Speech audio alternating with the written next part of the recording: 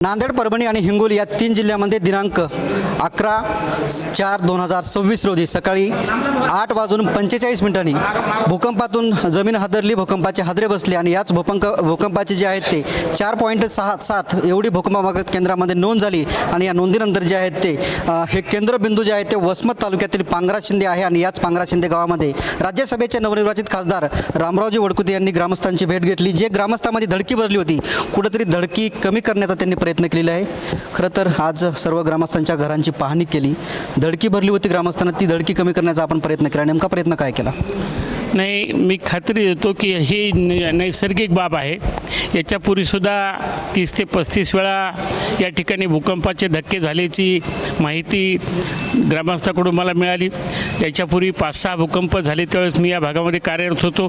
त्याही वेळेस मी या ठिकाणी येऊन चौकशी केली होती आणि शासनामधून जे काय करता येते त्या पद्धतीनं आपण तो पाठपुरावा केला. परंतु आता योगायोगाने मी राज्यसभेत गेलो. या पद्धतीमध्ये शेवटी भूकंपाचं स्थान जे आहे ते निसर्गाचं असल्यामुळे ते रोखण्याची ताकद तर आपल्यामध्ये नसते, परंतु ते झाल्यामुळं जे नुकसान होत असते ते नुकसान कसं टाळता येईल याबद्दलचा विचार आम्ही केलेला आहे आणि त्या पद्धतीनं जे काय आवश्यक असेल शासनाच्या वतीनं ते करण्याचं मी यांना आश्वासित केलेलं आहे. आणि त्या पद्धतीनं मी राज्यात आणि केंद्रात या ठिकाणी भूकंप जरी झाला असेल तर लोकांचं नुकसान होऊ नये, मनुष्यहानी होऊ नये या बाबतीतली आम्ही काळजी घेणार आहेत.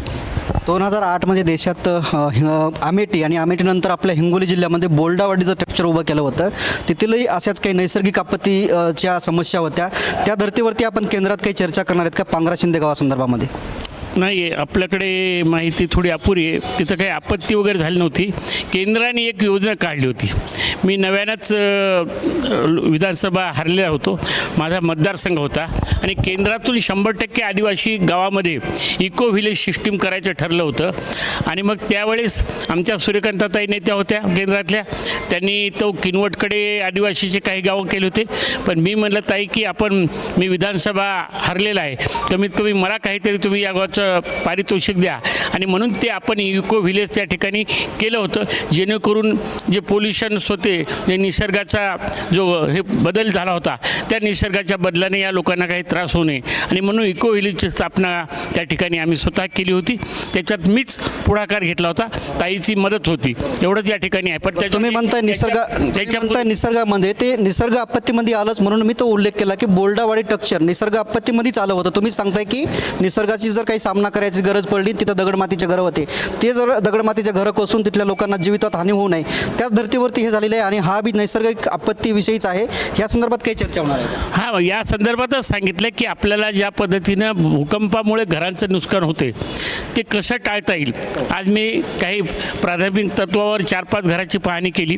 त्याच्यातून लक्षात आलं तर ते घराच्या भूकंपविरहित जे काही बांधकाम असतं त्याच्यासाठी वेगळ्या प्रकारचं स्ट्रक्चर असतं, इंजिनिअरिंग वेगळी असते आणि त्याची टेक्नॉलॉजीच वेगळी आहे.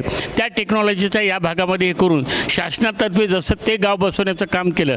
पूर्ण गाव तर बसवलं जाणार नाही, कारण काही ठिकाणी चांगले घरं आहेत, पण जे घरं भूकंपामुळे बाधित होऊ शकतील ते घरं बाधित होणार नाही अशा प्रकारची टेक्नॉलॉजी शासनातर्फून त्या लोकांना घरं बांधून देता येतील का या बाबतीत मी प्रयत्न करेन.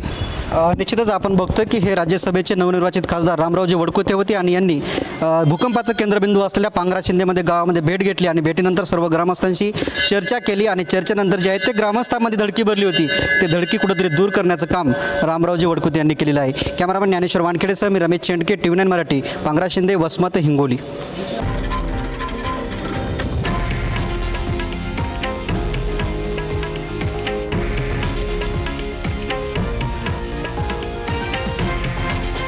हे आहे देशातील नंबर 1 न्यूज नेटवर्क आणि आपण पाहत आहात TV9 मराठी, एकमेव.